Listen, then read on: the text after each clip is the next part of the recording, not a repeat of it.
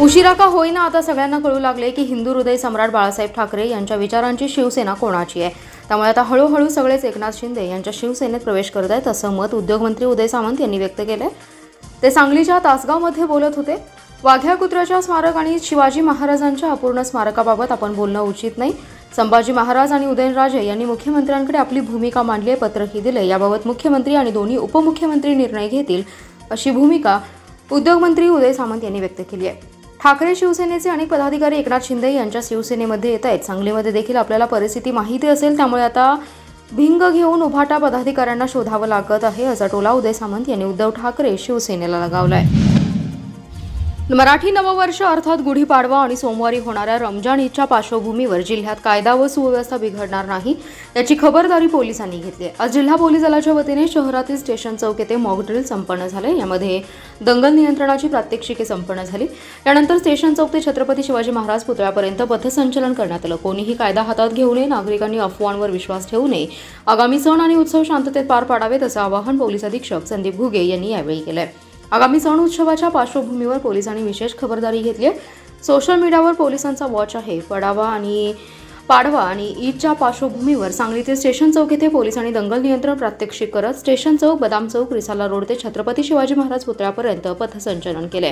यावेळी शहर विभागाच्या उपअधीक्षक विमला यम, पोलीस निरीक्षक संजय मोरे, किरण चौगुले, सूरज बिजली, सुधीर भालेराव, वाहतूक शाखेचे मुकुंद कुलकर्णी यांच्यासह दंगल नियंत्रण पथक, कॉन्स्टेबल सहभागी झाले। यावेळी बोलताना अधीक्षक घुगे म्हणाले की आगामी सण उत्सवाच्या पार्श्वभूमीवर सांगलीतील स्टेशन चौक येथे मॉक ड्रिल संपन्न झाला। आम्ही संदेश देतो की सर्वजण सुरक्षित आहेत। पुढील सण उत्सवाच्या काळात पोलीस सज्ज आहे। कोठेही कायदा व सुव्यवस्था बिघडणार नाही याची खबरदारी आम्ही घेतली आहे। नागरिकांनी अफवांवर विश्वास ठेवू नये, कायदा व सुव्यवस्था कोणीही हातात घेऊ नये, चुकीचा संदेश पसरवू नये, कोणत्याही जातीय भावना दुखावणार नाही याची खबरदारी घ्यावी असं आवाहन त्यांनी केलंय। शिवप्रतिष्ठानच्या वतीने गेले महिनाभर सुरू असलेल्या बलिदान मासाची सांगता आज शनिवार दिनांक 29 मार्च रोजी मूक पदयात्रेद्वारे करण्यात आली आहे। या प्रसंगी शिवप्रतिष्ठानचे संस्थापक संभाजीराव भिडे गुरुजी यांच्यासह धारकरी आणि शिवप्रेमी उपस्थित होते। छत्रपती श्री संभाजी महाराजांच्या 336व्या बलिदान दिनानिमित्त सांगलीत श्री शिवप्रतिष्ठान हिंदुस्थानकडून मूक पदयात्रा काढण्यात आली। सांगलीसह राज्यातील अनेक जिल्ह्यांमधील शिवभक्त माघ अमावस्या ते फाल्गुनी अमावस्या हे 30 दिवस संभाजी महाराजांच्या दिव्य बलिदानाची आठवण ठेवण्यासाठी बलिदान मास म्हणून पाळतात। इतिहास काळात संभाजी महाराजांची न निघालेली अंत्ययात्रा म्हणून फाल्गुनी अमावस्येला या मूक पदयात्रेचं आयोजन केलं जातं। या निमित्ताने मारुती चौकातील छत्रपती शिवाजी महाराजांच्या पुतळ्यासमोर सकाळी 7:30 वाजता धर्मवीर ज्वालेचं प्रज्वलन करून व प्रेरणा मंत्र म्हणून या मूक पदयात्रेचा प्रारंभ करण्यात आला। त्यानंतर शहरातील प्रमुख मार्गावरून ही मूक पदयात्रा काढण्यात आली आहे। यावेळी सर्व शिवप्रतिष्ठानचे पदाधिकारी, धारकरी, अनेक युवती, महिलांची संख्या लक्षणीय होती।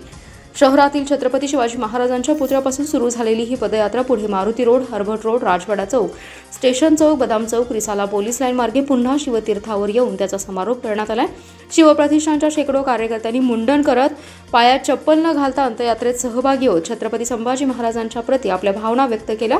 संभाजी महाराजांना 1 महिना अत्यंत हाल करून मारण्यात आलं, त्यामुळे हा 1 महिना शिवप्रतिष्ठान करून बलिदान मास म्हणून पाळला जातो। 1 महिना हा बलिदान मास पाळल्यानंतर संभाजी महाराजांची न निघालेली अंत्ययात्रा काढली जाते। कोल्हापूर रोडवरील वर्धमान प्लाझा मागे असलेल्या अपार्टमेंटच्या 4थ्या मजल्यावरील फ्लॅटमध्ये कूलर शॉर्ट सर्किट होऊन आग लागली। अग्निशामक दलाने तातडीने धाव घेत आग आटोक्यात आणली। यामध्ये कोणतीही जीवितहानी झाली नाही, पण या आगीत 3 लाखांचे संसारोपयोगी साहित्य जळाले।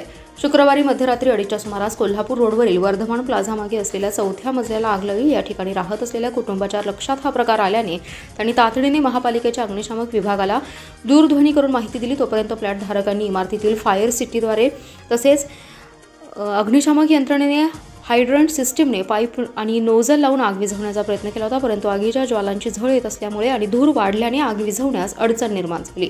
अग्निशामक विभागाची टीम तातडीने घटनास्थळी दाखल झाली। प्रथम सर्वांना सुरक्षितपणे बाहेर काढत शेजारच्या खोलीत आग पसरू दिली नाही। अग्निशामक दलाच्या 2 गाड्यांच्या सहाय्याने मुख्य अग्निशामक अधिकारी सुनील माळी, दत्तात्रय माने, अक्षय माने, अजित सावंत, सुरेश अलगूर, रोहित मस्के, कृष्णराव मोरे, अभिजित पाटील यांनी आग आटोक्यात आणली, त्यामुळे जीवितहानी टळली। दरम्यान या आगीमध्ये घरातील कपाट, कपडे, फर्निचरसह संसारोपयोगी साहित्य असं 3 लाखांचं नुकसान झालं। दरम्यान कूलर शॉर्ट सर्किट होऊन आग लागली असल्याचा अंदाज व्यक्त करण्यात आलाय।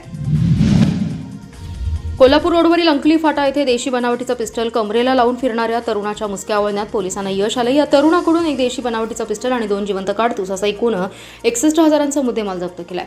स्थानिक गुन्हे अन्वेषण विभागाच्या पथकाने सदरची कारवाई केली। विकास अर्जुन चौगुले असं अटक केलेल्या तरुणाचं नाव आहे। स्थानिक गुन्हे अन्वेषण विभागाचे एक पथक अवैध शस्त्रांवर कारवाई करण्यासाठी पेट्रोलिंग करत होते। यावेळी पथकातील कर्मचाऱ्यांना माहिती मिळाली की संशयित विकास चौगुले हा देशी बनावटीचं पिस्टल कमरेला लावून अंकली येथे फिरतोय।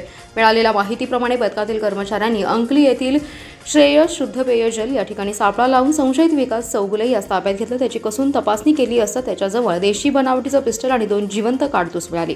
परवान्याबाबत विचारले असता त्याच्याजवळ कोणताही परवाना नसल्याचं उघड झालं। यावेळी त्याच्याकडून एक देशी बनावटीचं पिस्टल आणि 2 जिवंत काडतूस असा 61,000चा मुद्देमाल जप्त करून पुढील कार्यवाहीसाठी सांगली ग्रामीण पोलिसांच्या स्वाधीन केले। सदरची कारवाई पोलीस निरीक्षक सतीश शिंदे, उपनिरीक्षक कुमार पाटील, कर्मचारी बसवराज शिरगुप्पी, अतुल माने, अरुण पाटील, रणजित जाधव यांच्या पथकाने केली आहे। मिरज तालुक्यातील मौजे नांद्रे गावामध्ये एका 50 फूट खोल विहिरीत पडलेल्या कोल्ह्याला नागरिकांनी वन विभागाच्या मदतीने जीवनदान दिले। तब्बल 12 तासांच्या रेस्क्यू ऑपरेशन नंतर कोल्ह्याची सुखरूप सुटका झाली। वन विभागाने या कोल्ह्याला ताब्यात घेऊन नैसर्गिक अधिवासात मुक्त केले। मौजे नांद्रे गावामध्ये आशिष पाटील यांच्या शेतात 50 फूट खोल विहीर आहे। पाटील हे शेतातील काम आटोपून सायंकाळी घरी आले होते। यावेळी मध्यरात्रीच्या सुमारास या ठिकाणी कोल्हा विहिरीमध्ये पडला। आज पहाटेच्या सुमारास पाटील हे शेतामध्ये कामासाठी गेले असता त्यांना कोल्हा विहिरीत पडलेला निदर्शनास आला। यावेळी त्यांनी तातडीने सांगलीच्या वन विभागाला याची माहिती दिली।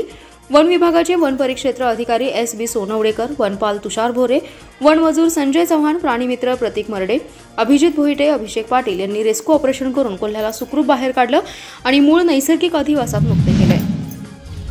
महापालिका क्षेत्रातील गोरगरिबांसाठी महापालिकेचे आरोग्य केंद्र आहेत। ही आरोग्य केंद्रे आणखी सक्षम करू जेणेकरून रुग्णांना सर्व आरोग्याच्या सुविधा मिळतील असा विश्वास प्रभारी आयुक्त रविकांत अडसूळ यांनी व्यक्त केलाय। प्रभारी आयुक्त रविकांत अडसूळ यांनी महापालिकेच्या हनुमान नगर येथील आरोग्यवर्धिनी केंद्राला भेट दिली। यावेळी त्यांनी आरोग्य केंद्राला लागणाऱ्या सुविधांची माहिती घेत आवश्यक सुविधा आणि साधन सामग्री पुरवण्याची ग्वाही दिली। तसेच महापालिका क्षेत्रात असणारे सर्व आरोग्यवर्धिनी केंद्र आणि महापालिका दवाखाने हे आणखी सक्षमपणे चालवून नागरिकांना जास्तीत जास्त आरोग्य सेवा देण्याचा मानस त्यांनी व्यक्त केलाय। यावेळी त्यांच्या समवेत वैद्यकीय आरोग्य अधिकारी डॉक्टर वैभव पाटील, आरोग्यवर्धिनी केंद्र हनुमाननगरच्या वैद्यकीय अधिकारी डॉक्टर छाया हंकारे, डॉक्टर शीतल धनवडे आदी आरोग्य विभागातील कर्मचारी उपस्थित होते।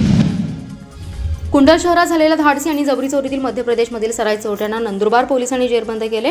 नंदुरबार शहर पोलीस व नंदुरबार स्थानिक गुन्हा शाखा यांनी या संशयित चोरट्यांना ताब्यात घेतले। सबोध प्यारसिंग अनारे, मानसिंग सदनसिंग चव्हाण, फुलसिंग हारसिंग मंडलोई अशी अटक केलेल्यांची नावे आहेत। हे तिघेही धार जिल्ह्यातील आहेत। तसेच यांना मदत करणारे सराफी व्यावसायिक राज ललित सोनी आणि हार्दिक कुमार जसवंत भाई सोनी या दोघांसह 5 जणांना पोलिसांनी ताब्यात घेतले। चोरीतील ठाकूर, मंडलोई आणि प्रिन्स हे दोघे जण अद्याप फरार आहेत। यातील 3 जण आणि अन्य दोघे अशा 5 जणांनी कुंडल शहरात रात्री धाडस्या चोरी करून शहरात दहशत निर्माण केली होती। यामध्ये कुंडलमधीलच दोघांना जबर मारहाण केली होती आणि सोन्याचे दागिने हिसकावून घेऊन रोख रक्कम घेऊन पसार झाले होते। तसेच आणखी 4 ते 5 ठिकाणी गजबजलेल्या बाजारपेठेत घरात आणि दुकानात चोरी करून सुमारे 2.5 लाख रुपयांचा ऐवज लंपास केला होता। त्यामुळे कुंडल शहरात भीतीचं वातावरण पसरलं होतं। यावेळी हे चोरटे CCTVत कैद झाले होते। यावेळी त्यांनी हाफ पॅन्ट आणि चेहऱ्याला कानटोपी बांधून चोऱ्या केल्या होत्या। याचं चित्रण CCTVत कैद झालं होतं।